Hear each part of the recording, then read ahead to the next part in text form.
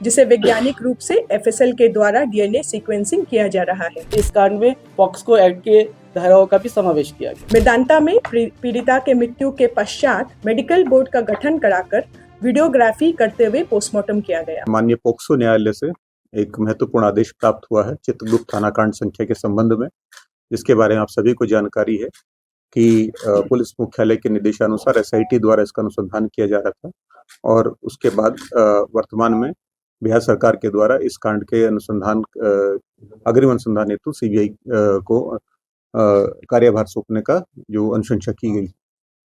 इस कांड के संबंध में जो माननीय न्यायालय का आदेश प्राप्त हुआ है उसके अनुपालन हेतु आप लोगों की सुविधा के लिए कुछ इस मामले के जो तथ्य हैं उनको आपके सामने जो एसआईटी के विभिन्न सदस्य उनके द्वारा रखा जाएगा, ताकि इसके माननीय न्यायालय के आदेश का जो है अनुपालन किया जा सके।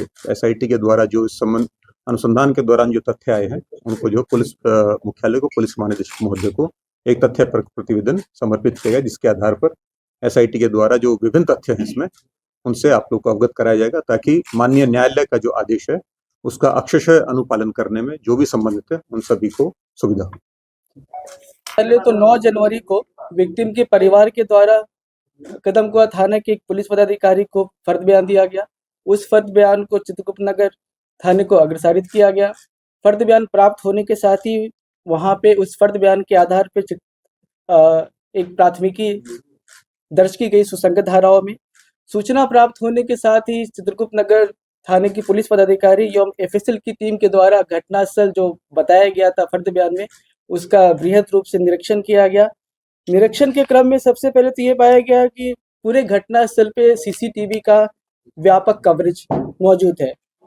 सीसीटीवी के डीवीआर का अवलोकन किया गया। अवलोकन करने के उपरांत उसे विधिवत जब्त करके एफएसएल जांच हेतु अग्रसारित कर दिया गया।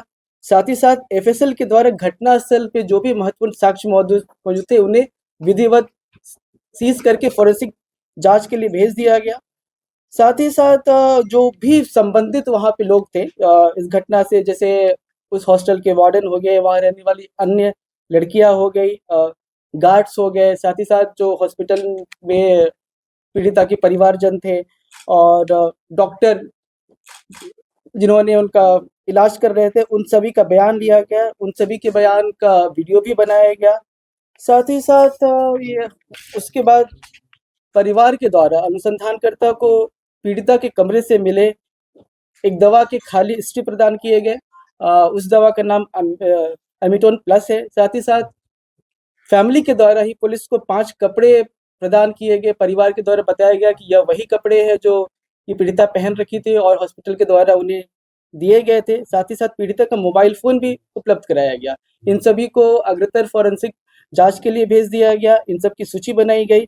साथ ही साथ अनुसंधान के क्रम में यह भी पता चला कि पीड़िता का उम्र 18 से कम है, वो जुवेनाइल है। अतः इस कांड में पॉक्सको एक्ट के धाराओं का भी समावेश किया गया। इसमें जब तो ये जानकारी प्राप्त हुई कि 6 तारीख को पीड़िता को हॉस्टल के कमरे से निकाल के डॉक्टर सजानंद के अस्पताल लाया गया था।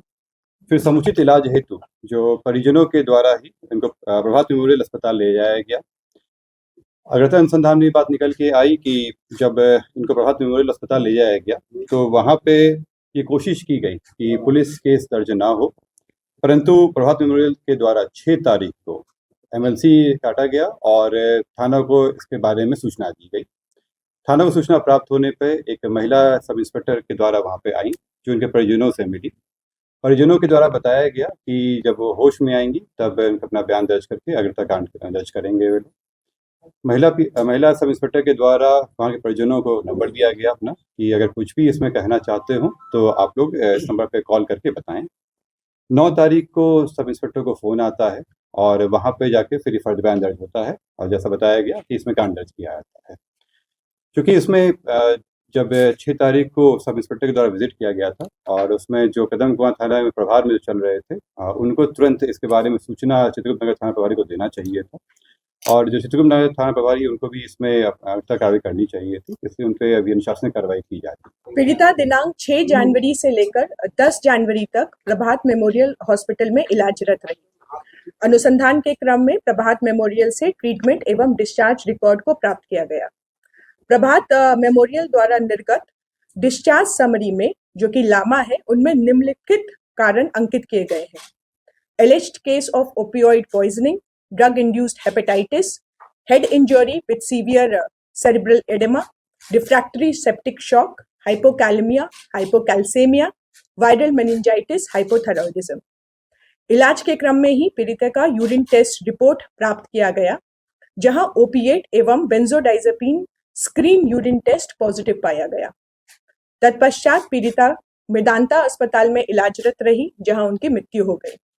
मेदांता द्वारा प्राप्त डेथ समरी में diagnosis and cause of death में निम्नलिखित कारण अंकित किए गए हैं: refractory shock, cardiogenic shock, septic shock, opiate and benzodiazepine poisoning. Medanta में पीड़िता के मृत्यु के पश्चात मेडिकल बोर्ड का गठन कराकर वीडियोग्राफी करते हुए पोस्टमार्टम किया गया। पोस्टमार्टम रिपोर्ट के मंतव्य में यौन हिंसा की संभावना से इनकार नहीं किया गया। प्रभात मेमोरियल अस्पताल एवं मेदांता से प्राप्त medical records, PM report, PM video को पटना एम्स में स्पष्ट मंतव्य हेतु अग्रेसारित किया गया है। जांच के दौरान विधि विज्ञान प्रयोगशाला में भेजे गए पीड़िता के वस्त्रों में से एक अंतवस्त्र में से वीर होने का प्रमाण मिले हैं, जिसे वैज्ञानिक रूप से एफएसएल के द्वारा डीएनए सीक्वेंसिंग किया जा रहा है।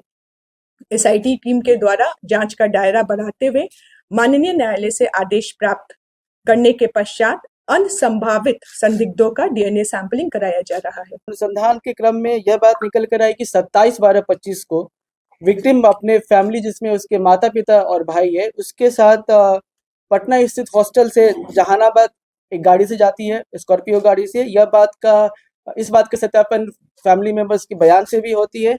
जहानाबाद जाने के क्रम में जहानाबाद में ही अरवल मोड़ पे उनके द्वारा गाड़ी रोककर एक मेडिकल स्टोर से कुछ मेडिसिन खरीदे जाते हैं पीड़िता और उनके फैमिली के द्वारा। उन मेडिसिन में एमिटोन प्लस भी था, उसके साथ कुछ अन्य भी मेडिसिन थी।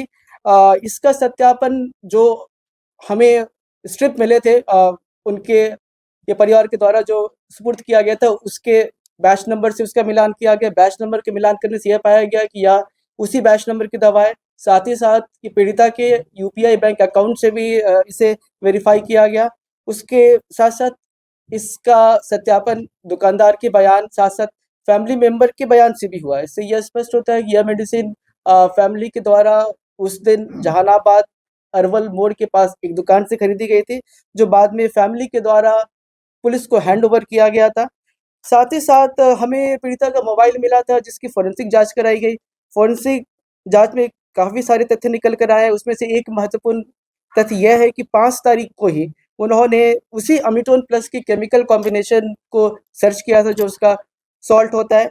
साथ ही साथ ये पूर्व में भी पीड़िता के द्वारा काफ़ी कुछ 24/12 को मोबाइल में सर्च किया गया था, जिसमें कुछ महत्वपूर्ण बातें हैं: way to buy cyanide poison tablets, sleeping pills इत्यादि इत्यादि। साथ ही साथ हमें अनुसंधान के क्रम में हॉस्टल के रूम से एक पीड़िता की पर्सनल डायरी भी मिली है। डायरी का भी विश्लेषण किया गया है। डायरी में जो उन्होंने जो बातें लिखी है, उससे ये पीड़िता की मानसिक स्थिति और उनके जो परिस्थिति थी घटना होने के पूर्व, उसके बारे में महत्वपूर्ण जानकारी मिलती है। डायरी को भी एफएसएल जांच के लिए भेजा जा रहा है। तो 9 जनवरी को विक्टिम के परिवार के द्वारा कदमकुआ थाना के एक पुलिस पदाधिकारी को फर्द बयान दिया गया। उस फर्द बयान को चित्रगुप्त नगर थाने को अग्रसारित किया गया। फर्द बयान प्राप्त होने के साथ ही वहां पे उस फर्द बयान के आधार पे एक प्राथमिकी दर्ज की गई सुसंगत धाराओं में। सूचना प्राप्त होने के साथ ही चित्रगुप्त नगर थाने की पुलिस पदाधिकारी एवं एफएसएल की टीम के द्वारा घटनास्थल जो बताया गया था फर्द बयान में, उसका बृहद रूप से निरीक्षण किया गया। निरीक्षण के क्रम में सबसे पहले तो ये पाया गया कि पूरे घटनास्थल पे सीसीटीवी का व्यापक कवरेज मौजूद है। सीसीटीवी के डीवीआर का अवलोकन किया गया। अवलोकन करने के उपरांत उसे विधिवत जब्त करके एफएसएल जांच हेतु अग्रसारित कर दिया गया। साथ ही साथ एफएसएल के द्वारा घटनास्थल पे जो भी महत्वपूर्ण साक्ष्य मौजूद थे, उन्हें विधिवत सीज करके फोरेंसिक जांच के लिए भेज दिया गया।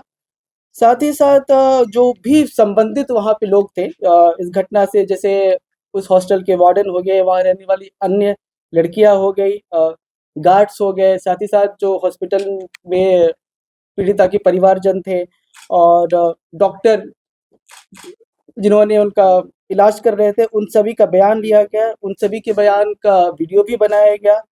साथ ही साथ ये उसके बाद परिवार के द्वारा अनुसंधानकर्ता को पीड़िता के कमरे से मिले एक दवा के खाली स्ट्रिप प्रदान किए गए। उस दवा का नाम एमिटोन प्लस है। साथ ही साथ फैमिली के द्वारा ही पुलिस को 5 कपड़े प्रदान किए गए। परिवार के द्वारा बताया गया कि यह वही कपड़े हैं जो ये पीड़िता पहन रखी थी और हॉस्पिटल के द्वारा उन्हें दिए गए थे। साथ ही साथ पीड़िता का मोबाइल फ़ोन भी उपलब्ध कराया गया। इन सभी को अग्रतर फॉरेंसिक जांच के लिए भेज दिया गया। इन सब की सूची बनाई गई। साथ ही साथ अनुसंधान के क्रम में यह भी पता चला कि ये पीड़िता का उम्र 18 से कम है, वो जुवेनाइल है, अतः इस कांड में पॉक्सो एक्ट के धाराओं का भी समावेश किया गया। तो ये जानकारी प्राप्त हुई कि 6 तारीख को पीड़िता को हॉस्टल के कमरे से निकाल के डॉक्टर सजानंद के अस्पताल लाया गया था। फिर समुचित इलाज हेतु जो परिजनों के द्वारा ही इनको प्रभात मेमोरियल अस्पताल ले जाया गया। अग्रतर अनुसंधान में बात निकल के आई कि जब इनको प्रभात मेमोरियल अस्पताल ले जाया गया तो वहाँ पे ये कोशिश की गई कि पुलिस केस दर्ज ना हो, परंतु प्रभात मेमोरियल के द्वारा 6 तारीख को एमएलसी काटा गया और थाना को इसके बारे में सूचना दी गई। थाना को सूचना प्राप्त होने पे एक महिला सब इंस्पेक्टर के द्वारा वहाँ पे आई, जो उनके परिजनों से मिली। परिजनों के द्वारा बताया गया कि जब वो होश में आएंगी तब उनका अपना बयान दर्ज करके अग्रता कांड दर्ज करेंगे। वे महिला सब इंस्पेक्टर के द्वारा वहाँ के परिजनों को नंबर दिया गया अपना कि अगर कुछ भी इसमें कहना चाहते हो तो आप लोग इस नंबर पे कॉल करके बताएं। 9 तारीख को सब इंस्पेक्टर को फ़ोन आता है और वहाँ पे जाके फिर फर्द बयान दर्ज होता है और जैसा बताया गया कि इसमें कांड दर्ज किया जाता है। क्योंकि इसमें जब 6 तारीख को सब इंस्पेक्टर के द्वारा विजिट किया गया था और उसमें जो कदम कुआं थाना में प्रभार में चल रहे थे उनको तुरंत इसके बारे में सूचना चित्रकूट नगर थाना प्रभारी को देना चाहिए था, और जो चित्रकूट नगर थाना प्रभारी उनको भी इसमें कार्रवाई करनी चाहिए थी, इसलिए उन पर अभी अनुशासनिक कार्रवाई की जा रही है। अनुसंधान में प्रगति करते हुए एसआईटी के द्वारा जांच का दायरा बढ़ाते हुए जहानाबाद में जो परिस्थितियां रही उसके बारे में अग्रतर जांच की जा रही थी, और जो डीएनए सैंपलिंग हेतु जो अन्य संभावित संदिग्ध हो सकते हैं उनका वैज्ञानिक अनुसंधान के थ्रू और जो मानवीय इंटेलिजेंस है उसके माध्यम से वहाँ पर अनुसंधान किया जा रहा था। इसी क्रम में जो मृतका के जो परिजनों के द्वारा दिनांक 24 जनवरी को माननीय उच्च न्यायालय पटना में इस कांड के जो न्यायिक अथवा सीबीआई से जांच कराने हेतु याचिका दायर की गई, जिसका बिहार सरकार ने संज्ञान लेते हुए और इस कांड के जो अग्रतर अनुसंधान हेतु सीबीआई को संस्तुति भेज दी।